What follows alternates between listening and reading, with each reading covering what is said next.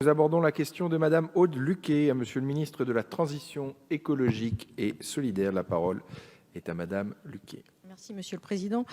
Monsieur le ministre, je souhaiterais appeler votre attention sur la traversée des poids lourds sur la ville de Melun et la forêt de Fontainebleau. En effet, chaque jour, plus de 90 000 véhicules, dont 4 000 poids lourds, empruntent cette route pour se rendre du nord de l'agglomération vers le sud et inversement.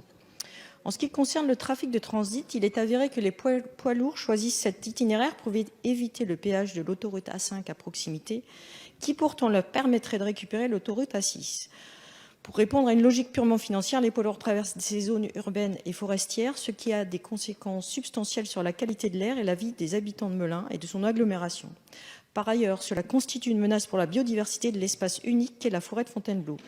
En effet, cet espace recouvre plus de 25 000 hectares et dispose d'une renommée internationale en raison de son histoire, de ses caractéristiques naturelles et de son attrait touristique avec plus de 17 millions de visiteurs par an. Cette forêt, qui abrite une faune et une flore particulièrement riches et diversifiée, a été classée réserve de biosphère en 1998 et a rejoint en 2004 le réseau européen des sites Natura 2000. Forte de sa biodiversité, la forêt de Fontainebleau est un espace précieux qu'il nous faut préserver.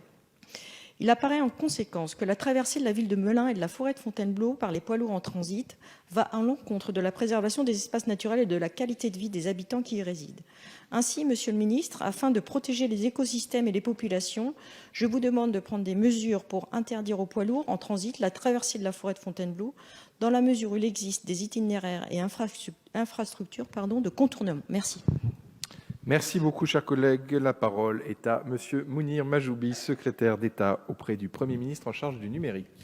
Monsieur le Président, Mesdames et Messieurs les députés, Madame la députée, vous avez voulu interroger Monsieur Nicolas Hulot, ministre d'État, ministre de la Transition écologique et solidaire, qui, ne pouvant être présent, vous présente ses excuses et m'a chargé de vous répondre. Encore une fois, je vous prie de m'excuser, je resterai attaché à la lettre du message qu'il a bien voulu vous transmettre.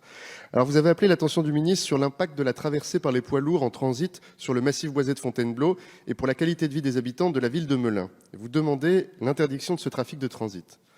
Aujourd'hui, la quasi-totalité des routes départementales traversant la forêt de Fontainebleau et Melun, les RD 138, 606, 142, 607, 636, 408 et 409, jouent un rôle économique important pour le territoire à l'échelle départementale, régionale, mais aussi nationale. Et à ce titre, elles ont le statut de route à grande circulation. Les itinéraires que constituent ces axes doivent assurer la continuité des itinéraires principaux et, notamment, le délestage du trafic, la circulation des transports exceptionnels, des convois et des transports militaires et la desserte économique du territoire et justifient à ce titre des règles particulières en matière de police de la circulation, comme définies dans l'article L110.3 du Code de la route.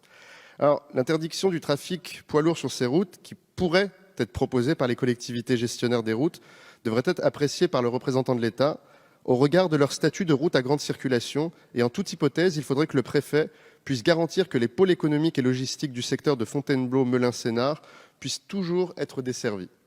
Cela pourrait être envisagé également sous l'angle de leur déclassement du réseau à grande circulation.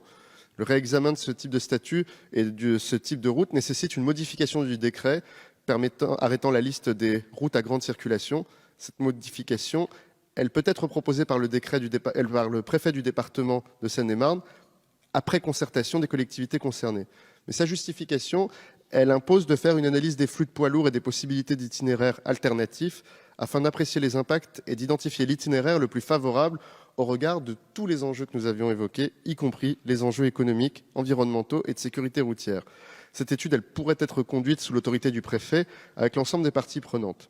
Cependant, je tiens vraiment à souligner l'importance des pôles logistiques du grand secteur autour de l'A5, Fontainebleau, Melun et Sénart, qui rendra ces deux hypothèses très certainement délicates.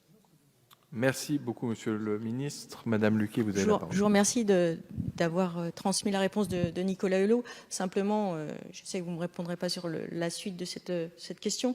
Moi, j'insiste sur le fait que ce soit en fait de la circulation de transit et non pas, on va dire qu'il y a des poids lourds qui se rendent spécifiquement sur Fontainebleau, Melun ou Sénart. Ce sont des poids lourds qui utilisent en fait cet itinéraire pour ne pas payer 4-5 euros de péage. Voilà, donc c'est différent de, effectivement, l'aspect d'attractivité économique et de logistique sur notre territoire. Merci. Merci beaucoup.